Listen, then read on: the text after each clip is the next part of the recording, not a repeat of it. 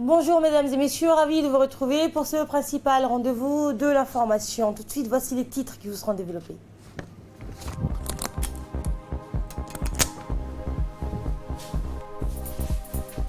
La France et la République de Djibouti renforcent la coopération et le partenariat. Eh bien, dans l'actualité internationale, le Kenya a confronté une nouvelle fois une invasion dévastatrice des criquets pèlerins. Le phénomène touche plusieurs pays de la Corne de l'Afrique. C'était les titres. Bienvenue à toutes et à tous dans cette nouvelle édition.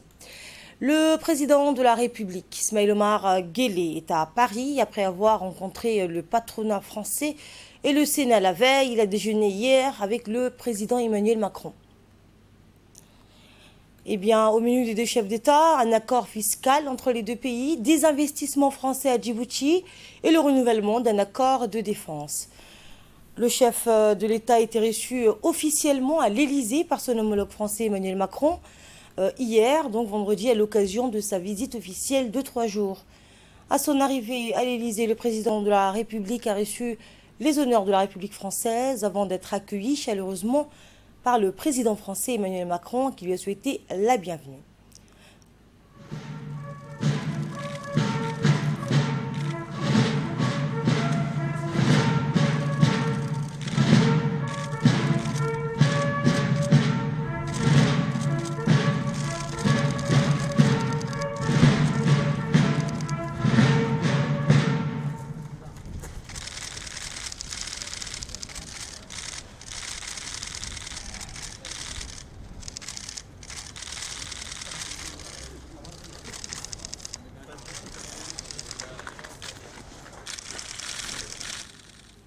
Et après la photo officielle sur le perron de l'Élysée, les deux présidents ont eu une rencontre en tête-à-tête. Les discussions entre les deux hommes ont porté sur tous les domaines de coopération entre les deux pays.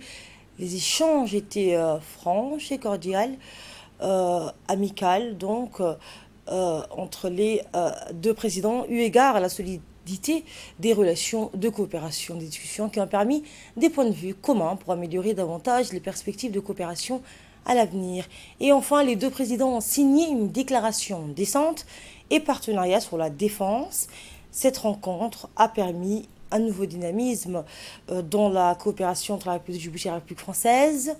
Le ministre des Affaires étrangères, Mohamed Ali Youssouf, l'ambassadeur de Djibouti en France, ainsi que l'ambassadeur de France à Djibouti, ont participé à la rencontre entre les deux chefs d'État.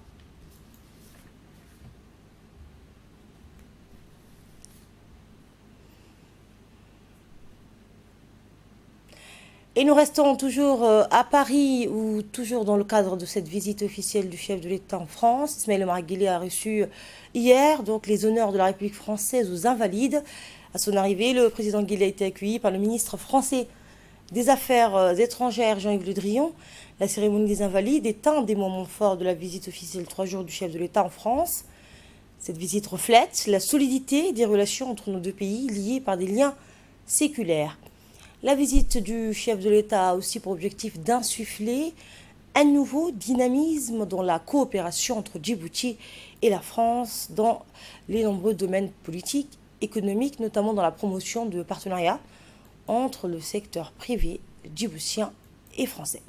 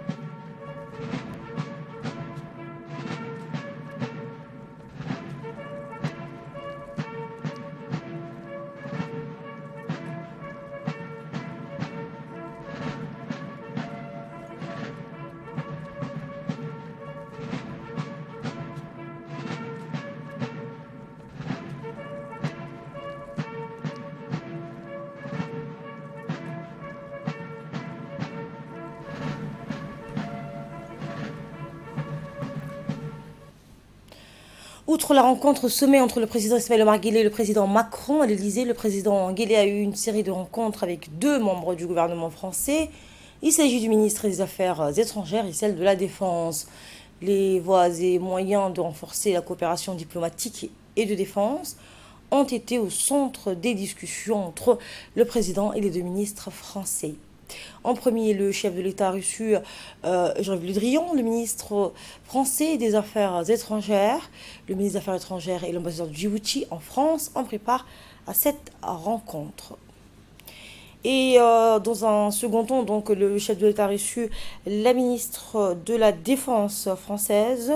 Et là, les discussions ont porté donc, sur la coopération de défense existant entre les deux pays.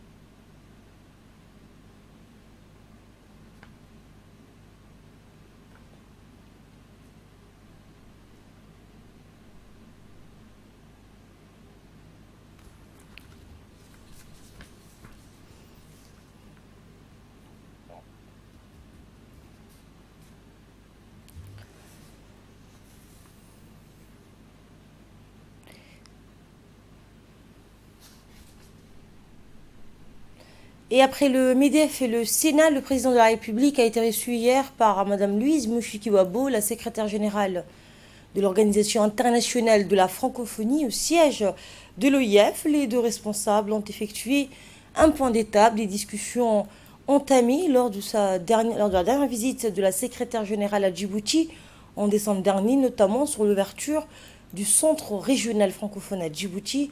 Le président Guelleh a réitéré son plein engagement en faveur du rayonnement de la langue française à Djibouti et au-delà dans la sous-région, ainsi que son engagement politique pour faire de l'égalité femmes-hommes une réalité dans son pays. Par la suite, le chef de l'État a signé le livre d'or de l'OIF.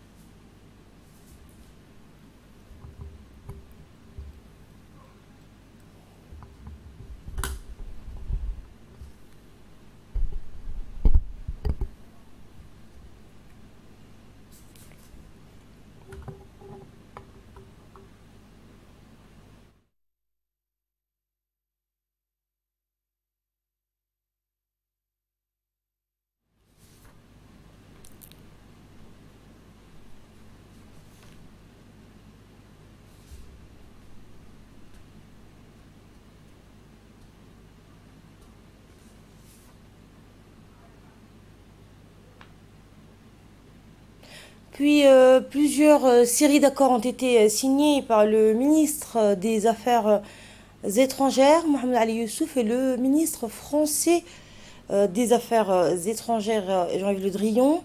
Eh bien, ces accords portent sur la déclaration d'intention relative à la protection des investissements et la feuille de route sur la coopération au développement.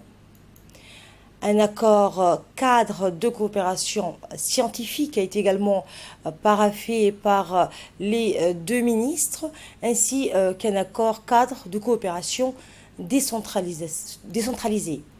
Eh bien, deux autres accords ont été signés entre le directeur général de l'EDD, Jamal Guelleh, et Franck Tanner, directeur général de la société Engie, active dans la coopération énergétique.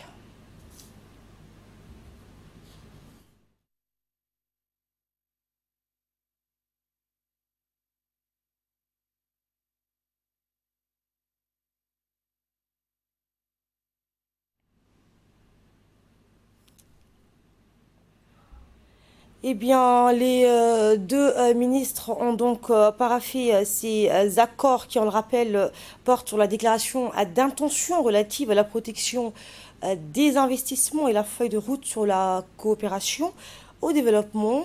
Un accord également cadre de coopération scientifique ainsi qu'un accord cadre de coopération décentralisée. Ces accords ont été donc paraphés par les deux ministres des le ministre des Affaires étrangères djiboutien et le ministre donc, des Affaires étrangères français. S'agissant du secteur privé, un accord de partenariat et de coopération a été signé entre le groupe djiboutien Kamaj, représenté par son directeur Mohamed Rableh, et les représentants de la société hôtelière Accor France. Objectif donc renforcer la coopération entre Djibouti et la France.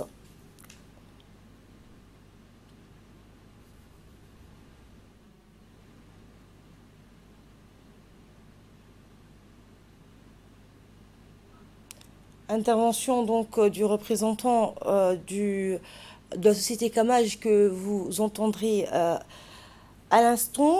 Eh bien, ces accords vont porter donc sur la coopération privée donc entre les deux pays, des accords cadres décentralisés, des accords d'investissement et la feuille de route sur la coopération au développement. Et pour ce qui est de l'énergie, deux accords ont été signés entre le directeur général de l'EDD, vous le voyez à l'image, Djamali Guelleh, et Franck Tanner, directeur général de la société Engie Active, dont la coopération énergétique. Tous ces accords ont pour objectif, on le rappelle, de renforcer les coopérations donc, entre la République française et la République de Djibouti.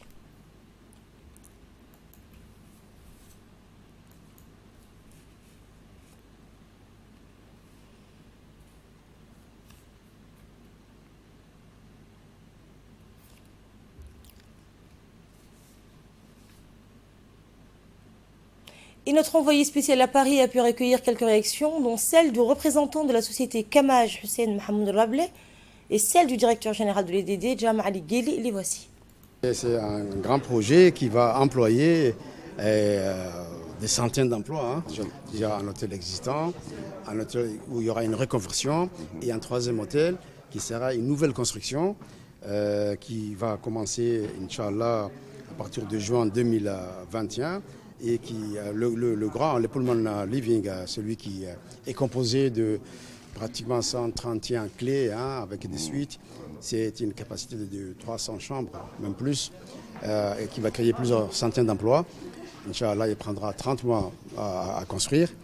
Et avant celui-là, on va terminer les travaux de reconversion de l'hôtel Plein Ciel qui s'appellera Plein Ciel M Gallery, un hôtel boutique, donc un hôtel 5 étoiles. Lui, les travaux ont déjà commencé et finiront, Inch'Allah, à la fin de l'année 2021. EDD et Engie donc se sont entendus pour développer l'énergie solaire. En première phase qui fait l'objet de la signature aujourd'hui, c'est Obok et Tejora, que nous allons installer des panneaux solaires en complément des groupes que nous l'avons pour pouvoir donc économiser les pétroles et contribuer en quelque sorte donc l'amélioration de la nature en quelque sorte et éviter et à Obok et à Tadjoura. Et prochainement, Inch'Allah, donc nous allons signer aussi l'accord pour le Grand Bara. Et c'est toujours dans le cadre donc de la politique du président pour que l'énergie renouvelable soit donc un élément moteur au développement de la République de Djibouti. Et la première phase est signée, la seconde phase sera faite à Djibouti. Et Inch'Allah, d'ici une année, maximum deux, on verrait donc les solaires dans le réseau de Djibouti. Retour à Djibouti, le Front pour la restauration de l'unité et de la démocratie, connu dans son acronyme FRUD, a organisé sa convention nationale ce matin. C'était au Palais du Peuple. La cérémonie a vu la participation de la première dame et présidente de l'Union nationale des femmes djiboutiennes, Mme Khadra Mohamed Haïd.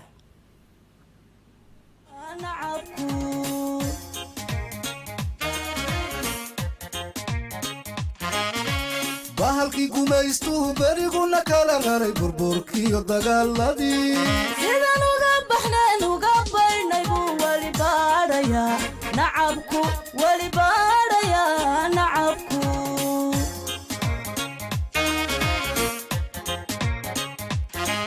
baqa nabadaya sidaye bulshay waa furud haya boogihii dhayaye bulshay waa furud shuruudihii ayaa buuxshay inkateena ballan qaaday bulshay waa furud xisbigii badbaadadu waa furud bulshay waa furud. À son arrivée, la première dame a été accueillie par le président par intérim et vice-président du parti, Youssouf Moussa Dawalé, le secrétaire général Ogoura Kiflé, mais aussi les hauts membres du parti Freud. Le palais du peuple fut ce matin archi-comble, où on pouvait aussi apercevoir de nombreux qu'une déferlante orange des militants parés d'écharpes oranges, majoritairement jeunes, venus des 4 coins du pays.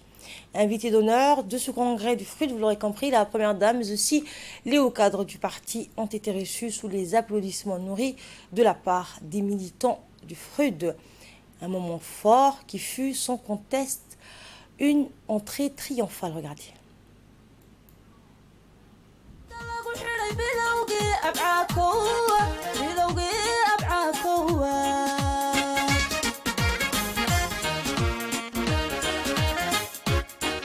furudiyo yarbeebe maalinta isku biireen lahwadag noqdeen waa kala baryo bulshi horow markaan gaarnay raaxad wey.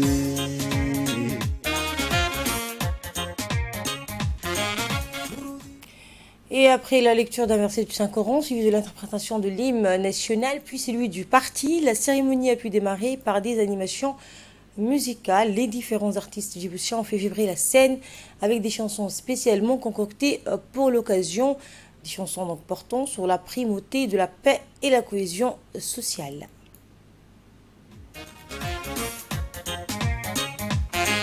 ballamihii hogaanshuhu beri hore inoo qaaday boqorka uu la kaashaday inuu buuxiyaa noocad inaan laga baxay sabal bulshoy way caddahay bulshoy way caddahay.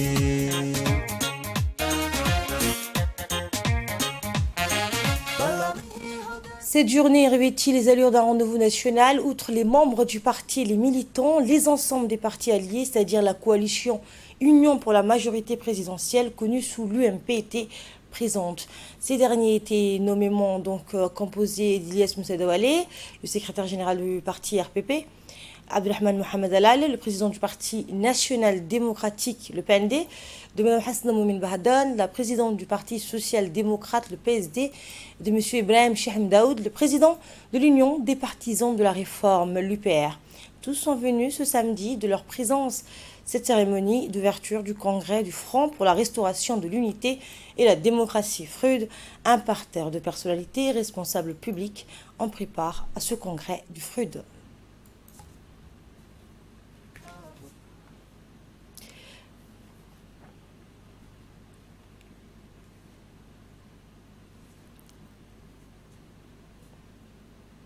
Les dirigeants des partis alliés, à savoir l'UPR et le PND, ont successivement pris la parole lors de la cérémonie où ils ont en premier lieu rendu un vibrant hommage au feu Ali Ghayl Aboubakar, ainsi qu'ils ont souhaité donc un prompt rétablissement au président du parti Freud qui est en convalescence en Turquie. On les écoute. Permettez-moi, à l'entame de mon propos, de saluer solennellement la mémoire de notre frère Ali Ghayl Aboubakar, dont la disparition a porté un coup dur aussi bien à sa formation politique du Freud qu'à tous les autres partis de l'UMP. Le pays tout entier a perdu un homme d'une grande valeur qui fut un pilier de notre République et que nous n'oublierons jamais. Puisse Allah l'accueillir en son paradis éternel. Je voudrais aussi exprimer mes vœux de rétablissement et de guérison au président du Freud, Ali Mohamed Daoud, dit Jean-Marie, qui est actuellement en convalescence en Turquie. Que nos prières l'accompagnent tout au long de sa convalescence et qu'Allah le couvre de bienfaits de la guérison. Comme vous le savez, l'UPR et le Freud ont un lien historique, indéfectible, qui nous rend intimement liés et rapprochés plus que tout autre parti politique. En effet, l'UPR et le Freud ont en commun une longue histoire de lutte, de sacrifices et de combats autour d'une seule et unique vision enracinée dans cet idéal commun qui nous anime et pour lequel nous avons lutté depuis notre tendre jeunesse. Je n'ai pu vous cacher mon immense plaisir de voir à chaque fois chacun de vos visages que je contemple avec fierté. Si jadis nous fûmes compagnons de lutte pour ces mêmes convictions politiques, nous voilà aujourd'hui encore sur ce même front politique au sein de la mouvance présidentielle afin de construire ensemble cet idéal et cette vision que nous portons chèrement pour notre nation. Mes chers frères et sœurs, aujourd'hui, nous nous apprêtons à écrire ensemble une nouvelle page de notre histoire pour continuer à hisser encore plus haut les ambitions nationales. Cette nouvelle page, nous l'entamons avec sérénité et confiance car notre vision politique commune s'inspire profondément de la volonté légitime du peuple djiboutien pour le progrès et le bien-être socio-économique. Mesdames et messieurs, permettez-moi de rendre un vibrant hommage à la mémoire d'un grand homme politique que fut Feu Ali Guelleh Aboubakar. De son vivant, Feu Ali Guelleh, dont l'attachement à la cohabitation pacifique des différentes communautés djibouti ne s'est jamais démenti, n'avait ménagé ni son temps ni sa peine pour préserver l'unité et l'intérêt suprême, c'est-à-dire notre existence en tant que nation. C'est d'ailleurs en cela que cet homme politique restera à jamais gravé dans nos mémoires. Nous prions Allah de l'accueillir dans son paradis éternel. Mesdames et messieurs, aujourd'hui je voudrais rappeler à nos jeunes concitoyens qu'à notre indépendance, les oiseaux de mauvais augure prédisaient que l'unité de notre peuple ne tiendrait pas plus de 6 mois. Nous fêterons cet été notre 44e anniversaire d'indépendance avec ferveur et communion. On se souvient d'il y a un quart de siècle que les leaders du FRUD avaient accepté de signer les accords de Abha qui ont permis le renforcement du pluralisme politique, qui a déclenché un élan d'espoir pour la mobilisation de toutes les bonnes volontés nécessaires au développement de notre pays. Nous savons que notre position est stratégique, notre monnaie forte et nos institutions démocratiques sont les indicateurs de choix pour les investisseurs. Mais cela ne saurait suffire s'il n'y a pas d'unité nationale et de paix. Cette sérénité entre les citoyens et à l'essor économique de notre pays que les accords de Abha ont contribué manifestement. Et suivons cette fois le mot du secrétaire général du parti RPP, M. Ilyas Moussa Daouali. C'est une fierté particulière parce que le FRUD et le RPP ont une histoire commune et une adhésion passionnée aux mêmes valeurs républicaines. Notre histoire commune nous a certes opposés à un moment de l'histoire, mais nous a ensuite permis de nous retrouver, de nous réunir dans un élan commun de construction de la paix en signant l'accord historique de Abha. Depuis, le RPP et le FRUD ont choisi en commun leur candidat en la personne de son Excellence, le président Ismaïl Omar Guelleh. Depuis, l'expérience originale de partage du pouvoir tant au sein du gouvernement que sur le plan législatif a donné plus de 20 ans de paix et de développement accéléré. Sous la politique éclairée du chef de l'État et au sein de l'UMP, avec les autres partis alliés, le FRUD soutient courageusement la politique du président Ismaïl.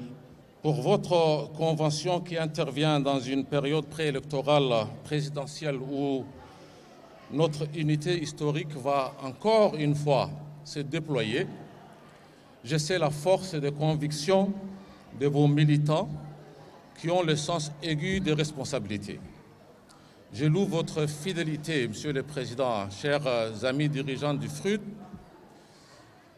Je loue votre fidélité jamais démentie vis-à-vis du chef de l'État qui apprécie à sa juste valeur ce partenariat. Oui, et avec le président Ismaïl, nous apprécions fortement et sincèrement ce partenariat pour l'unité nationale, pour la paix, car sans elle, point de développement, mais également pour la consolidation de nos acquis socio-économiques. Monsieur le Président, chers amis, ce partenariat exemplaire et historique représentera encore plus pour notre idéal collectif, car les défis sont nombreux pour le monde entier, surtout dans cette région du monde que nous vivons, mais aussi pour nous ici à Djibouti. Ensemble, nous nous devons de faire face à ces défis multiformes. Ensemble, nous nous devons de protéger jalousement notre unité et notre stabilité, conditions essentielles pour offrir le fruit de notre développement. Et écoutons cette fois un extrait du discours prononcé du secrétaire général du FRUD, Goudé Kiflé. Je tiens par la suite à vous rappeler que le FRUD a perdu ces 2 dernières années deux de ses dirigeants, 2 membres de ses dirigeants, 2 éminents membres de ses dirigeants. Il s'agit du P. Ali Ghili Aboubakar et de Ahmed Ali Sillay. Le parti a été gravement affecté par la disparition de ces grands hommes.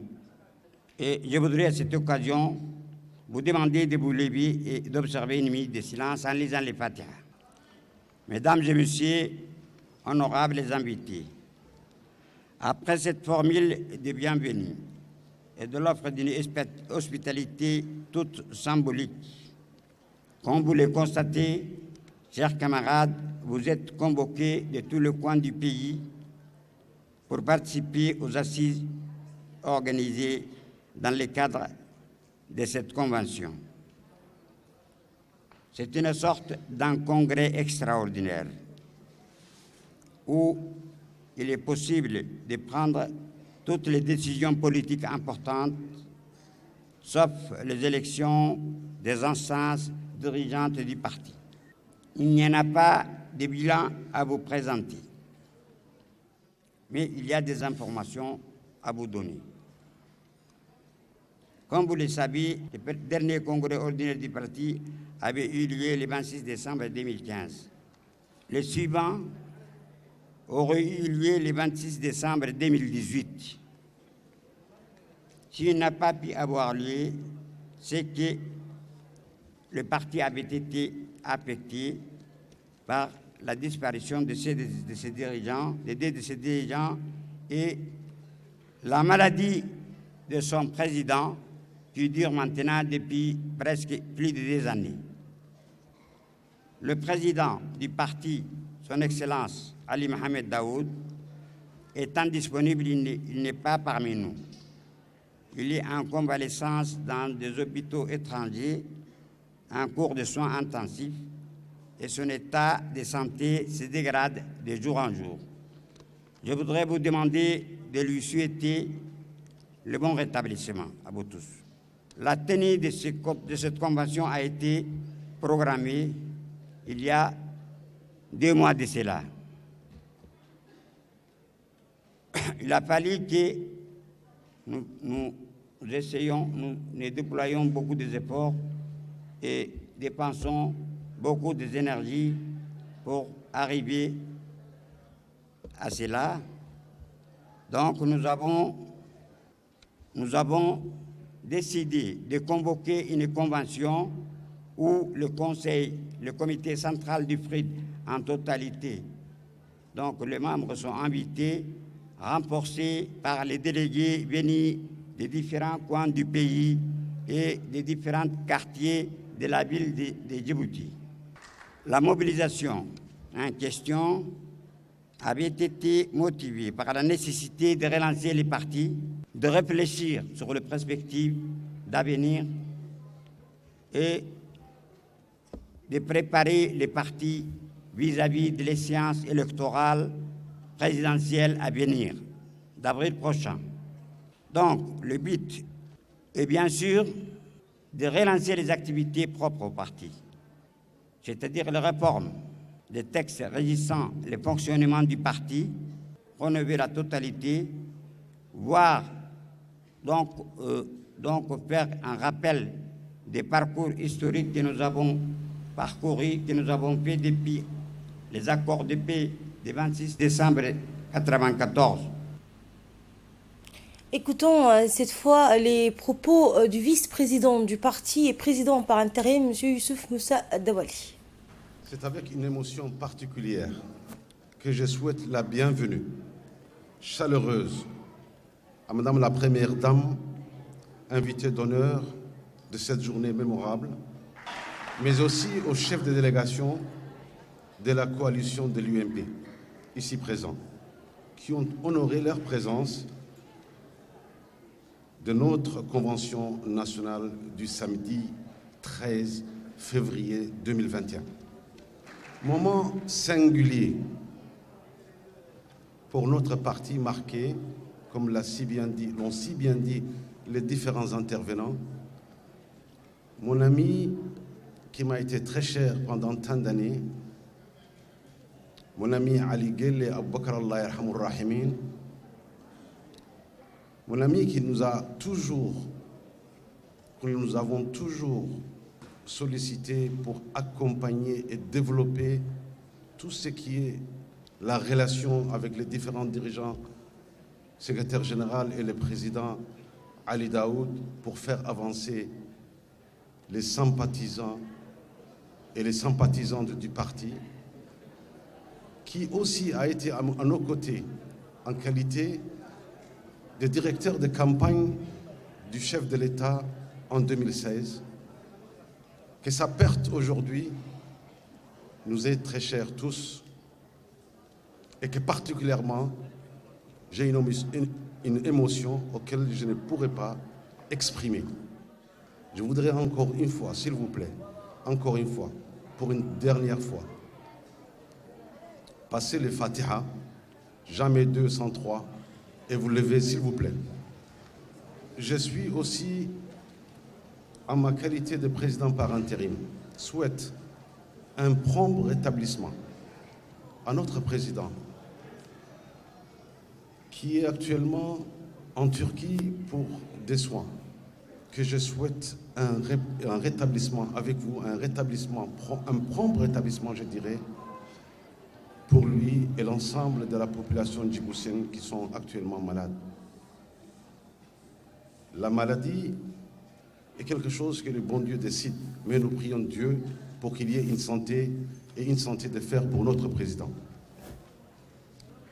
Plus que jamais, ces circonstances nous donnent la force de souder, de consolider, de multiplier nos efforts, de mobiliser nos forces vives pour jouer notre rôle sur l'échiquier national. Je souhaite la bienvenue chaleureuse aux distingués membres du Conseil national de notre parti. Ils sont les véritables piliers et garants de l'avancée du parti FRUD pour les responsabilités importantes qu'ils exercent entre les deux congrès. Dans le reste de l'actualité, le ministre de l'Énergie chargé des ressources naturelles, Yonis Ali Guedji, a parrainé jeudi, aux côtés de son homologue kényan, Charles Keter, la cérémonie de lancement de la deuxième phase du programme de forage du site de Galal-Ekoma, au lac Assal, qui s'est tenu donc au Krepinski Palace Hotel. Eh bien, la signature du contrat entre l'Office djiboutien pour le développement de l'énergie géothermique et la compagnie kenyane de l'énergie a eu lieu au Krepinski. Donc, il s'agit d'un contrat de 6 452 933 $ entre l'Office djiboutien pour le développement de l'énergie géothermique, le DEG, et la Kenya Electricity Generating Company, qui prendra en main le processus de forage de ce site. Rappelons d'emblée la détermination de notre gouvernement et en particulier celle du président de la République, Ismaël Omar Guelleh, en vue d'explorer cet énorme potentiel d'énergie que possède Djibouti. C'est ce qu'a estimé le ministre djiboutien de l'énergie. Eh bien, le Kenya est le premier pays d'Afrique qui est dans le top 10 des plus grands générateurs d'énergie géothermique au monde. La directrice générale de la Kenya Electricity Company, Rebecca Mianou, a exprimé l'aspiration de continuer à se développer au-delà du Kenya. Elle a déclaré que les 3 puits seront productifs et renforceront les efforts de Djibouti pour accroître sa production d'énergie. Kiengen, qui s'est engagé dans une stratégie de diversification, met à profit son expertise en géothermie en offrant des services de forage commercial, des conseils en géothermie et d'autres services liés à l'énergie à travers l'Afrique. Madame Miano a déclaré, c'est ce qu'a donc a déclaré Madame Miano. Et quant à lui, le secrétaire du cabinet de l'énergie du Kenya, Charles Keter, a déclaré les nations africaines partageaient l'aspiration commune de fournir de l'électricité à leur population, ce qui offrait en passant l'occasion de travailler ensemble pour répondre, a-t-il dit, aux besoins énergétiques du continent. Le directeur général de l'Office djiboutien de développement de l'énergie géothermique, Dr Riyad Moussa, a déclaré que le projet géothermique prévu à Galalekoma aurait une capacité de 15 MW. Écoutez. In Galalekoma, we reached then a new step of Galalekoma project, so we are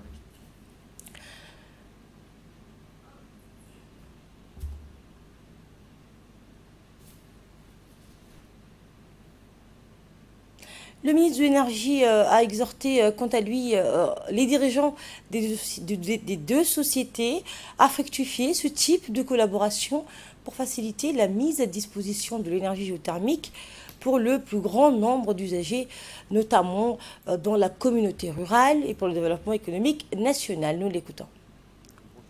Pour les 2 sociétés qui sont Kengen et Lodec, aujourd'hui, le moment de signature est un grand pas vers l'avancée de nos projets géothermiques que l'ODEC y travaille depuis plusieurs années. Aujourd'hui, nous pouvons nous féliciter que nous passons aux phases déterminantes de tous les projets d'exploration qui sont les forages des Galalekoma, dont nous savons que les plateformes sont déjà là, ils sont déjà faits. Et ce n'est pas un exercice facile. Et nos équipes de l'ODEC et de Kengen seront ramenées à travailler très durement les prochains mois. Et nous exerçons bien entendu les 2 compagnies à leur tête, les 2 leaders qui sont Rebecca Miano et Dr Riyad Moussa, d'activer et de fructifier cette coopération entre les 2 sociétés pour ramener et pour atteindre leur objectif qu'est les forages qui seront mis à jour à Galalekoma. Nous avons bien entendu de nombreux projets avec l'ODEC, qui est la première institution djiboutienne sur les énergies renouvelables et la géothermie. Nous avons que l'ODEC multiplie les projets d'exploration des forages géothermiques à Galalekoma, à Hanli, Garabès, mais aussi au Lakabé, mais aussi au nord du pays. Le gouvernement de Djibouti misera sur l'ODEC. Le gouvernement de Djibouti donnera les moyens à notre institution pour arriver à être performant et à arriver à terme de tous ces projets. Et nous retrouvons l'appel à la prière. Je vous retrouve tout de suite après pour le reste de l'actualité. Restez avec nous.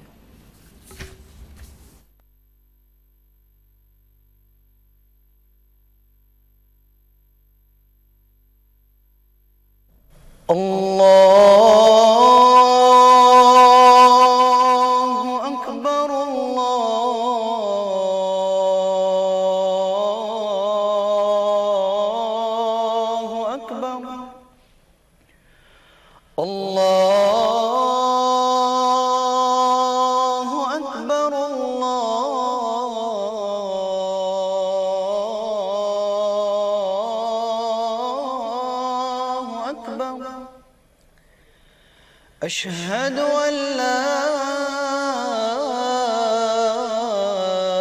إله إلا الله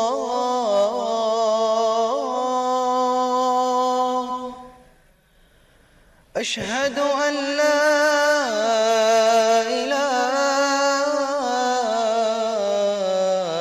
إله إلا الله أشهد أن محمدًا رسول الله أشهد أن محمدًا رسول الله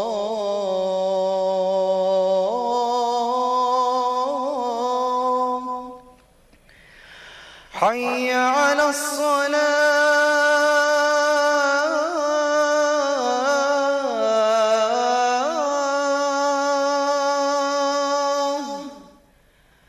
حي على الصلاة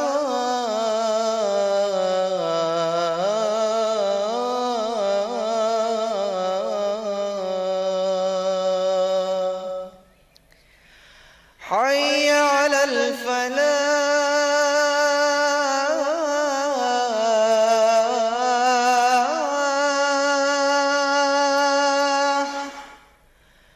حي على الفلاح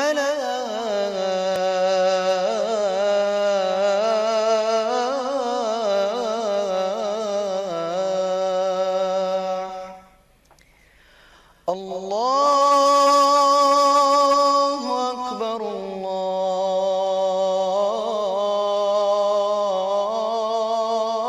الله أكبر لا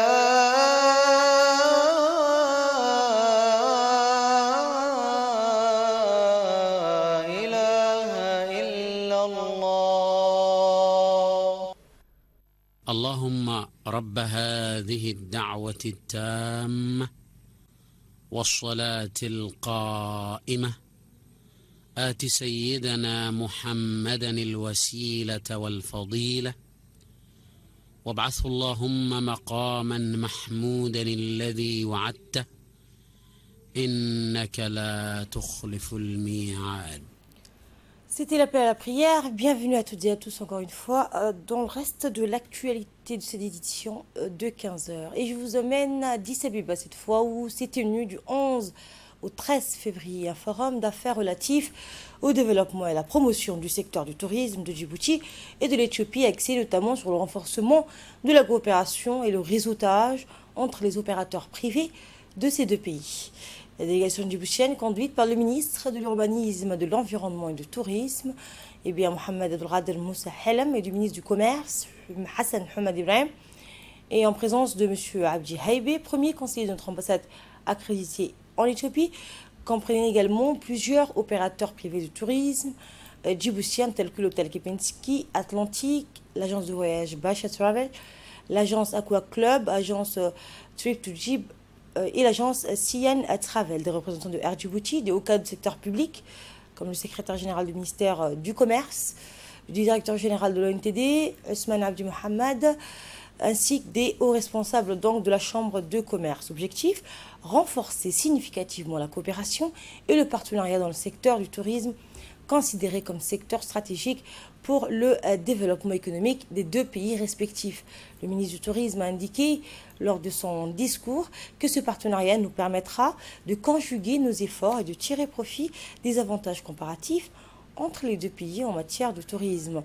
L'Éthiopie est une grande civilisation avec sa culture diversifiée et des sites historiques classés au patrimoine mondial de l'UNESCO. La République de Djibouti, quant à elle, dispose des sites merveilleux, donc des belles plages au sable fin et un fond marin bien préservé et d'une exceptionnelle beauté. Le ministre du Tourisme djiboutien et son homologue éthiopien ont exprimé leur forte volonté au nom de leurs autorités respectives qu'ils ne ménageront aucun effort pour résoudre et juguler toute contrainte structurelle qui entraverait les échanges dans ce secteur entre les deux parties. Retour à Djibouti, l'inspection générale de l'État a organisé jeudi une cérémonie de clôture d'une formation sur l'évaluation et la gestion des risques dans le secteur public, placée sous la présidence de l'inspecteur général de l'État, M. Hassan Issa Sultan. Cette formation destinée à renforcer les capacités opérationnelles des inspecteurs d'État dans le domaine de l'audit de performance et de la gestion axée sur le résultat s'est déroulée du 7 au 11 février au Kempinski Palace hôtels. Cet atelier avait pour objectif d'amener les acteurs de contrôle, en l'occurrence les inspecteurs d'État, à bien maîtriser la méthodologie et les outils d'élaboration de la cartographie des risques, du plan de mitigation et du plan d'audit pour une meilleure efficacité dans la réalisation de leur mission. Et la cérémonie s'est clôturée donc par la remise des certificats aux participants. Je vous le disais en titre, le Kenya a confronté une nouvelle fois une invasion dévastatrice des criquets pèlerins. Le phénomène touche plusieurs pays de la Corne de l'Afrique. Les Nations Unies avertissent environ 3,5 millions de personnes dans la région pourraient être touchées. Et c'est la fin de cette édition. Merci à vous de l'avoir suivi. J'aurai le plaisir de vous retrouver ce soir à 22h pour un nouveau journal. Bon après-midi à toutes et à tous.